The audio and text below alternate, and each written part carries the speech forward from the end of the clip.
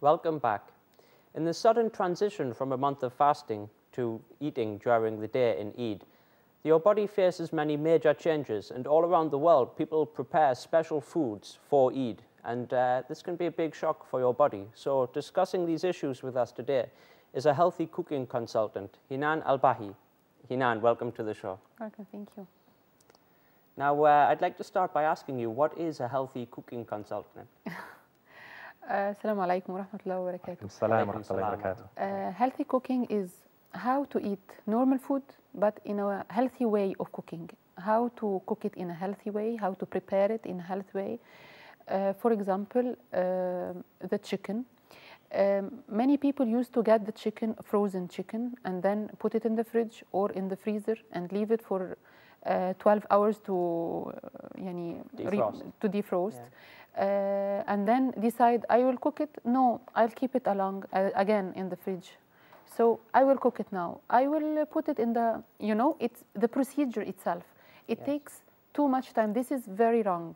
The most important thing dealing with the chicken or the meat or the cheese is to be prepared and to know what to do with this immediately.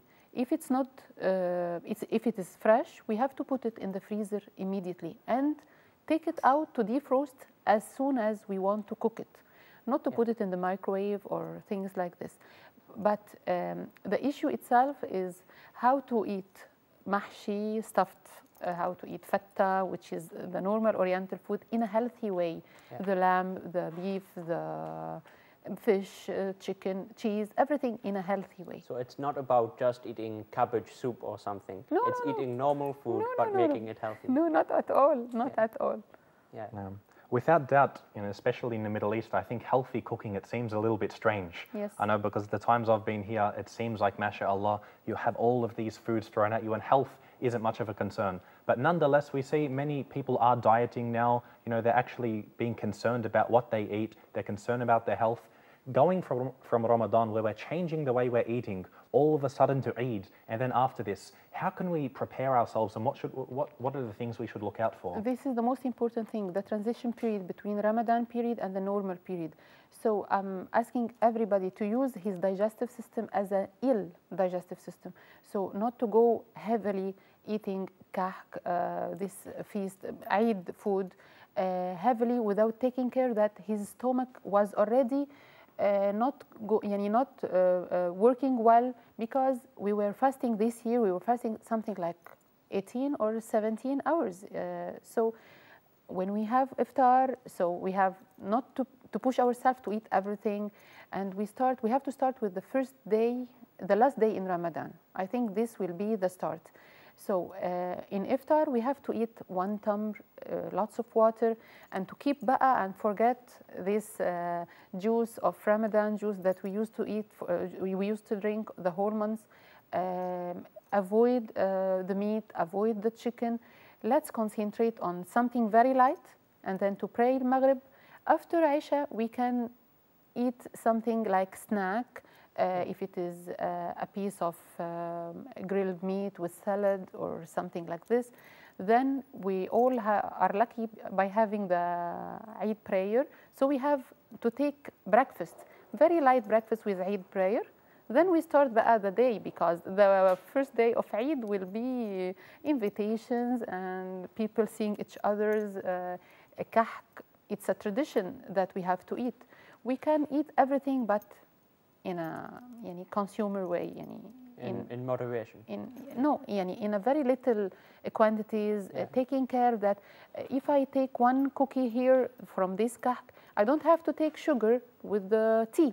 Yeah. I can drink sugar without tea. If I take cookies in this house and go to the other house for another invitation, I have avoid the cookies and take something else. If I have, and many people now are, they are aware that they are on diet and they are taking care of their health. Yeah. So, what is the main hazard in Eid? Is it eating too much sugar?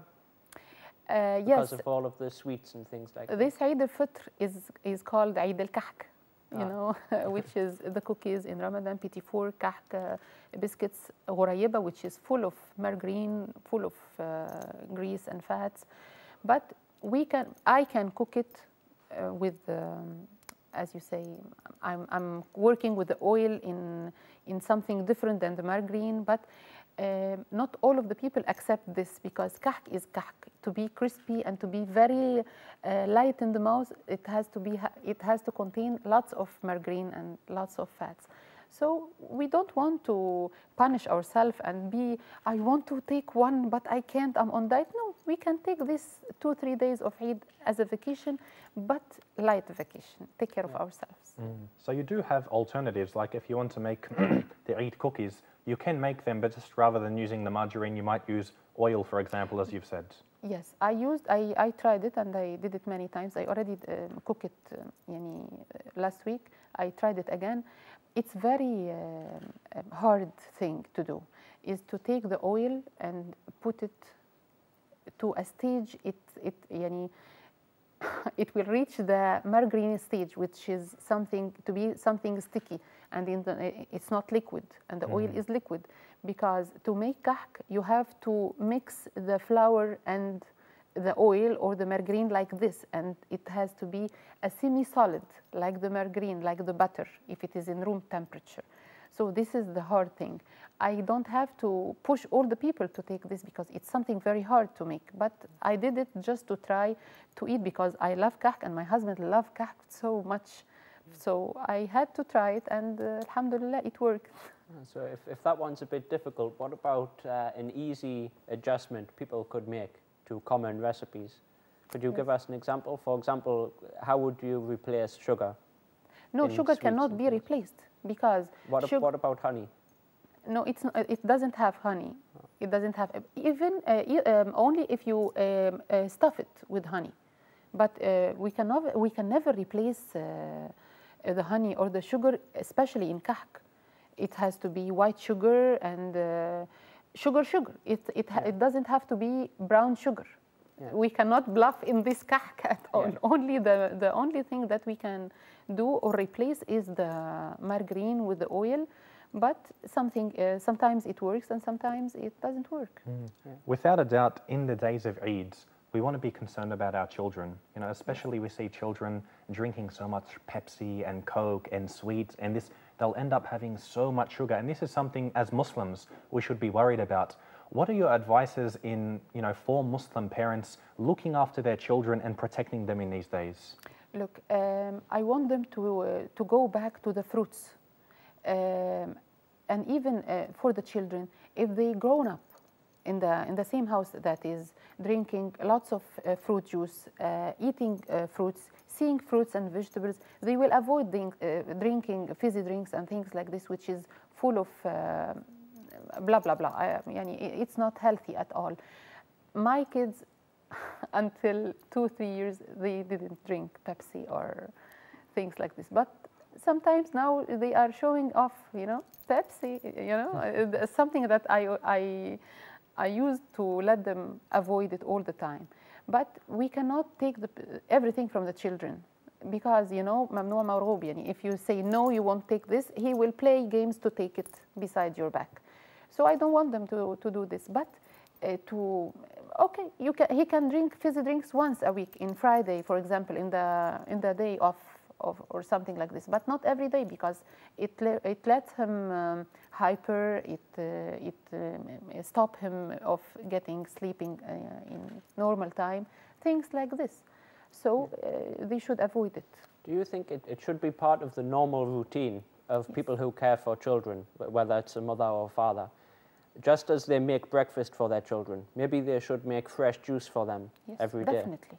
So people should make it part of their routine, not just like once in a while. Definitely. Every day they should do it. Definitely. And of course now there is lots of healthy containers to keep the fruit juice healthy. And if the kid opened the fridge and couldn't see these fizzy drinks, he will forget it.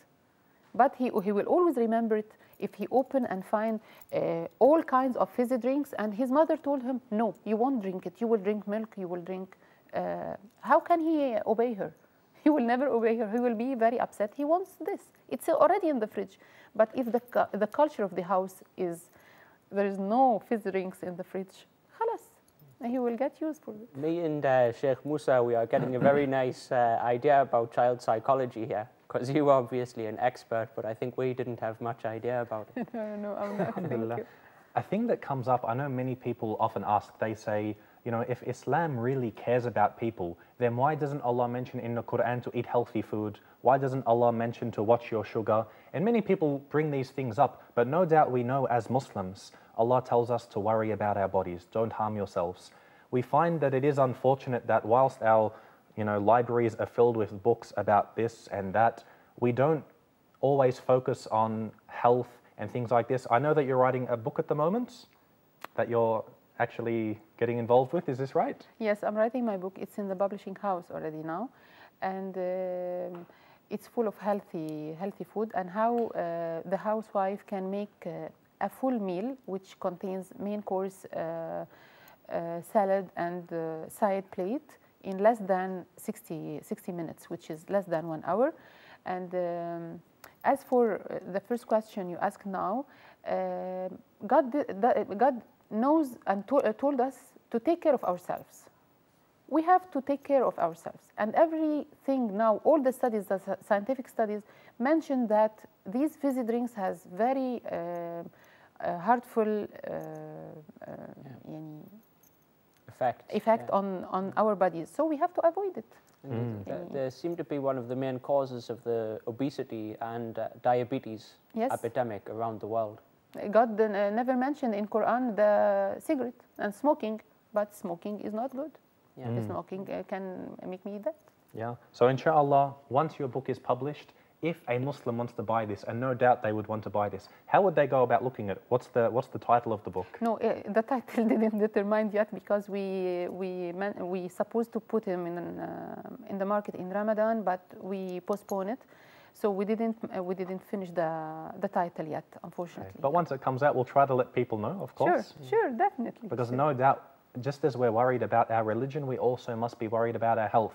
You'd see this beautiful dua people say, al-afwa wal-afiyah, forgiveness and health. And no doubt this is a part of our religion that we want to protect. That's very good. And we can go back also to the hadith sharif, نحن قوم لا نأكل حتى نجوع وإذا أكلنا لا نشبع. That means we don't have to go to stay until I'm very hungry, so I can go eat, so my stomach is full. This is very harmful. It's not good at all. So we can eat normal snacks, normal food. Don't be full until I move and leave the table. It's not our Quran, it's not our health. You mentioned